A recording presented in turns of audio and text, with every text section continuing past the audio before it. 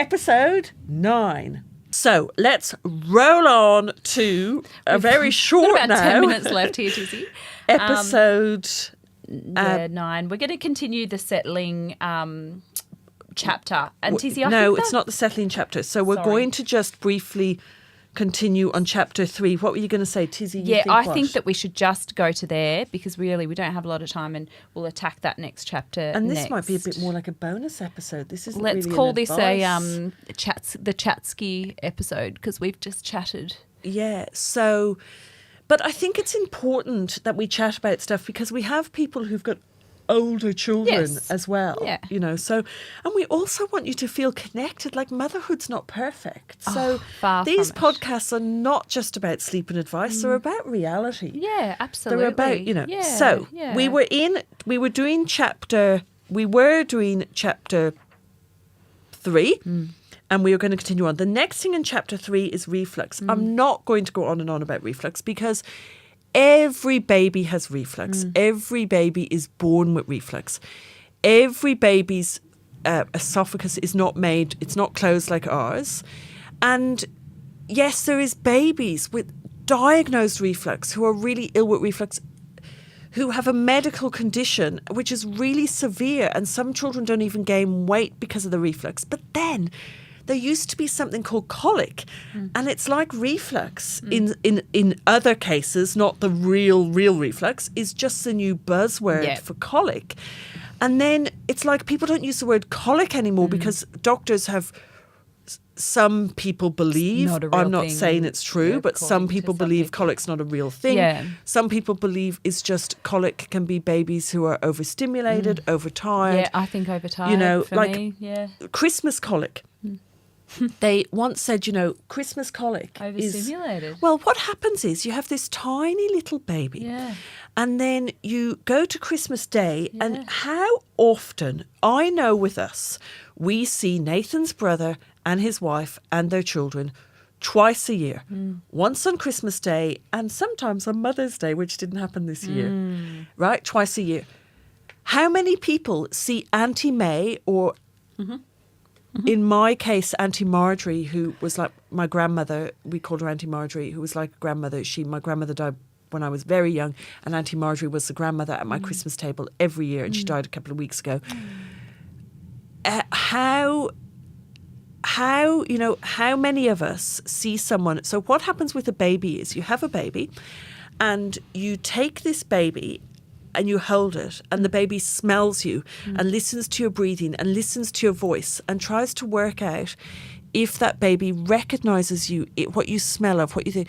When you hand that baby to a new person, their dad, they smell him, they listen to his breathing, they listen to his voice, and they make a note in their memory that that's this person who is their dad. Eventually they realise, but not at first, and they don't realise you're their mum at first. We like to think they do, but it would take even, I don't know whether it's a few hours or a few days, but to work out that you're their mum, their dad. Then you've got like the next person. In my case, it should have been Nathan's parents, but they seem to always just go away just as we had a baby. So they'd meet the baby and also our babies were in hospital for a while, but with a full-term baby, it might be your mother, your mother-in-law or your sister, right? So they take the smell thing. Come Christmas Day, you hand them to these strangers. If you have a baby under 8 weeks on Christmas Day, they are using all of their senses to work out who this person is, what they smell like, what they sound like, what the rhythm of their heart's like, what their everything. Wow. If you hand that baby to one new person, that takes so much energy. If you hand that baby to 8 people, which is the average for an 8-week-old baby on a big family Christmas day. So when we say 8, some people will hand the baby to 4 people, some people, and not sometimes hands, sometimes people just pick the baby up. That happened to me. Yep. You let some people, it's 12 people, the average is 8, Think of the energy. Think of how overstimulated that child's brain is. Listen to this for a minute. What do you smell like? What do you sound like? What do you breathe like? Next person. What do you smell like? What do you sound like? What do you breathe like? What's your rhythm like? Next person. What do you smell like? What do you sound like? What do you breathe? Are you bored? Are you overstimulated? That's what you're doing to your baby. Then they get what we call Christmas colic, where they are so exhausted and they're out of routine that they scream and scream and scream for a few days. So that's what sometimes we call colic. Yeah. What do you do Christmas Day? You baby wear. You put your baby in a sling and you wear that's a them. good idea. Then nobody can take them from you. Yeah. Okay? That's what you do. You baby wear. Okay? Yeah. And you be very careful on Christmas Day.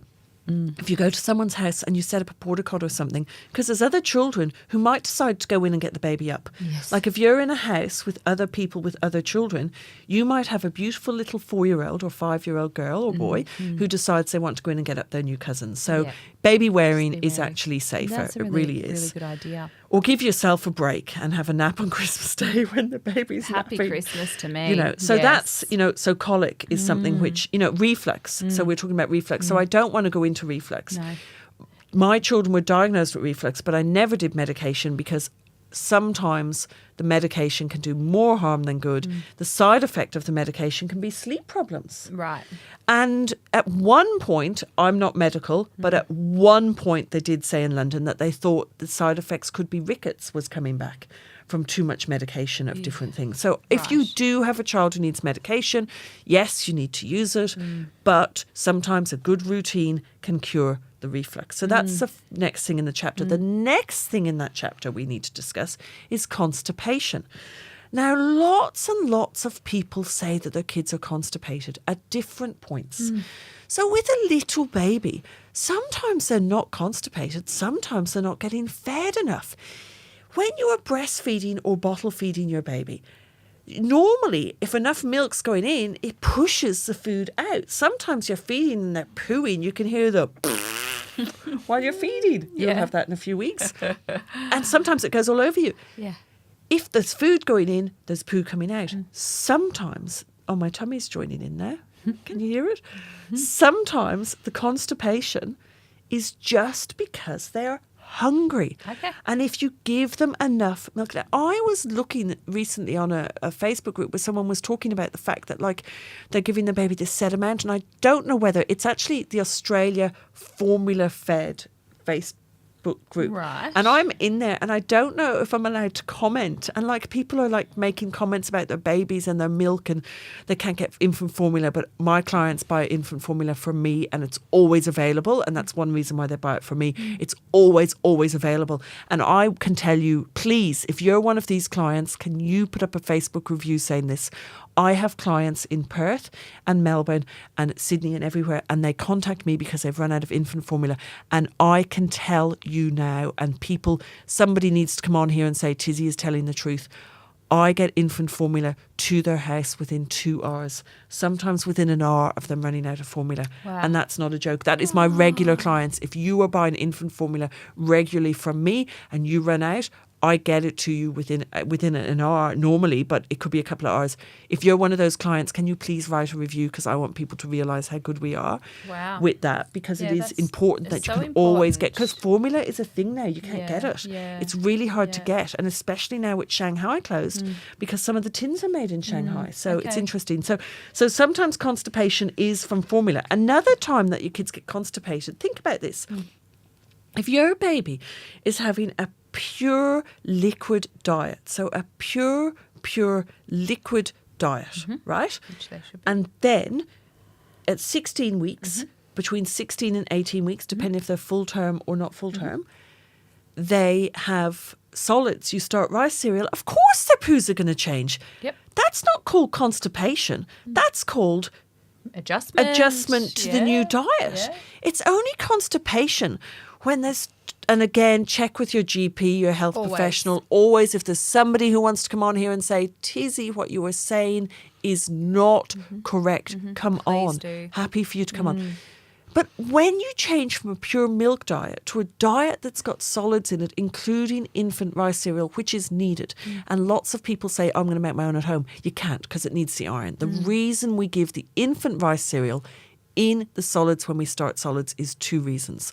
1, your baby needs the iron. 2, if you're all babies at about 18 weeks, regardless of whether they have started solids or not started solids. At 18 weeks, a baby drops the amount of milk they are drinking. So if you were to take identical twin boys like yours and start one of them on solids at 16, well, you couldn't because they were premature, but let's say you had full-term identical twin boys, and one starts solids at 16 weeks and one is not on solids at 16 weeks, and at 18 weeks, one's on solids and one isn't. At 18 weeks, both of them will drop their milk intake, and you will start panicking because their milk intake drops. Milk is the most important food for your child until they are 1 year old. I say only use stage 1 infant formula or breast milk. Do not use stage 2 or follow-on formulas, and do not use infant formulas. There is a blog which I can link to which explains this. It's by a nutritionist and a medical doctor. I think she's a medical doctor, Katrina. I think she's medical. I'll link to it. Zoe's taking notes to link to it. And we're also going to link to the sleeping bag video head thing.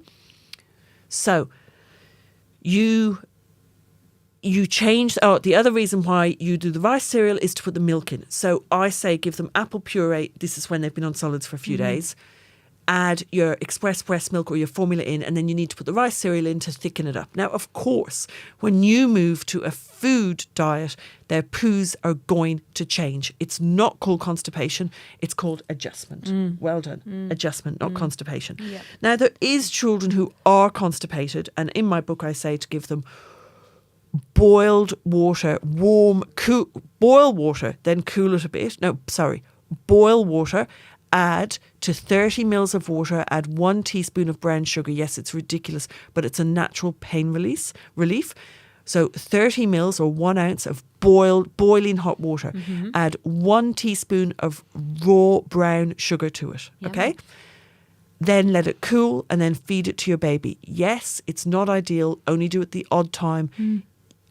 Doctors will also tell you to do this, and the poo should come straight out if they're really constipated. Wow. Okay. Yep. Thank you. The other reason why babies may not feed, which we didn't touch on last time, is thrush, which is next in the bush. Bush. Where the thrush bush? Where have I got it from? Wow, anyway, I don't know. Wonder the connection. Anyhow, so thrush, that can go on your nipples as well. Yes. It can go on their dummies if they've got a dummy. Right. So in the book, I'm not going to go into it because I'm not medical. So we're it's looking in the at book, things that can affect sleep. Yeah. And nappy rash. Nappy rash can affect. Yeah. I always use, we call it super cream. I was born the same day in Rathfarnham as Sudocreme. Nathan reckons I'd eat it if I could. I use that for everything. And walking around the caravan park with it on your face, weren't you, over summer? I didn't realise. Camping park, I was, because I put it on. Why'd you put it on your face? Oh, because I've got an eyebrow that I keep pulling out. Whenever I'm stressed, I pull my eyebrow out. You're like a cockatoo, one of those missing an eyebrow, cockatoos that pull their feathers out. So I put Sudocreme on, super cream. So that is the... you obviously got to talk to your doctor, but I use super cream at every nappy change. Also, do you know what people don't know? This fascinates me. Whenever people come to the sleep clinic, so people used to come to the sleep clinic, and I want Zoe to come so badly. People used, not that I wanted to have sleep problems, but I want to play with her newborn. People used to come and stay. A lot of obstetricians in Melbourne used to leave hospital and come and check in at my sleep clinic. And they would not know that when you lift your baby's arm up, they've got these rolls. And if you open the rolls when they're newborns, it can be red raw. You put super cream in there. Right. And you put super cream in there. That's what you're supposed to. And here, they can have in their, for YouTube people, I'm showing. I know what you mean now. In their armpits, they can, but in their bottom, they can have little rolls. And when you pull the rolls of fat back, there's little red where they've sweated and they've got put Sudocreme. People don't know to do that. Sudocreme. Like a little baby massage with Sudocreme, you know? They use that at the Royal Women's as well. And I was told that the really active ingredient is zinc. Did you know that it was born the same day as me? 1973. So I was born in Rathfarnham, and super cream was made in Rathfarnham the first day. A guy and a pharmacist used to make it for people, and then it became a thing. It became a commercial product the same when I was born. Rathfarnham in Dublin. There you go. Now, so another little I wanted to. So next episode, we're going to talk about sleep and settling. But Yes. talking of the sleep clinic, I've been watching these people on. I've been watching like in Instagram influencers, and I need to stop watching them. I'm getting really upset. You're getting wound up. Like some of these influencers have a baby, and they obviously, I don't understand how it works, but they must be getting given all of these free gifts. And Of course. every time you see the baby, it's in a different wrap, a different sleeping bag, a different this, a different that. And this particular baby that I've been watching I've been watching 4. So there's actually about 4 babies all born the same time with these influencers. People might have to go and see who I follow to work it out, which isn't a good thing. But there's 4 of them all have babies, and all of their babies are roughly 8 weeks old this Right. week. Yes. And I'm like going, the crap's about to hit the fan, because all of their babies are about to start sleeping in daytime sleep cycles. And I contacted one of them and I said, like, do you want to come and stay? You know, and they haven't taken me up on the offer. Okay. But because I just feel so sorry for them, because these babies they're testing everything out. are just being moved from this Yeah. sleep bag to this sleep bag to this bed. 1 minute it's in a snoo, 1 minute it's in a cot, 1 minute it's in this. Just it's driving me insane, these poor babies. Anyway, so I hope these influencers are going to listen to our next podcast. It's not their fault, it's their job. And it'd be interesting to know whether, I mean, surely they would use these products. No, but because are they one just of for the them- photos and videos and then Yes, they take because them out again? do you remember, I'm not going to name a name, but do you remember one of the local ones went on one of the big websites, the commercial websites, Red Nose, and talked and said, oh no, we just do something for influencing and then we do something else really with our children. Yes. I find that really hard. Imagine Yes. being Tizzie Hall and imagine having somebody coming to you with their baby for help and advice. You help them. Their baby sleeps perfectly. You see them. I'm not talking about the same influencer. I'm talking about other people, other influencers. You see them on a daily basis. You see them. Their kid's happy. They come in your store. Their baby's happy. Their baby sleeps. And then they go on testing all these different products and theories. And you know that they use the infant formula that you endorse. But then you see them endorsing live on their feed an infant formula which you know has probiotics in it, which cause sleep problems. Right. Yeah. And you think, don't give that to your kid. And then you contact them and kind of go, oh, are you doing, be very careful, because if you're giving this new formula with the probiotics in it or the stage 2. So stage 2 infant formula causes sleep problems. Probiotics causes sleep problems. You have to remember, some children will have stage 2 infant formula and sleep perfectly. Some children will have probiotics and sleep perfectly. That's right. People only come to me with the ones who aren't sleeping. And so I only see the cases where it does affect them. We cut it out. They start sleeping. So this particular one I contacted and said, you know, oh, be careful. Can you keep an eye on the sleep in case it goes wrong? And they say, oh, no, I don't give that. It was my formula in the bottle. And I think, oh. Very inauthentic. It's very isn't it? strange, isn't it? Anyway.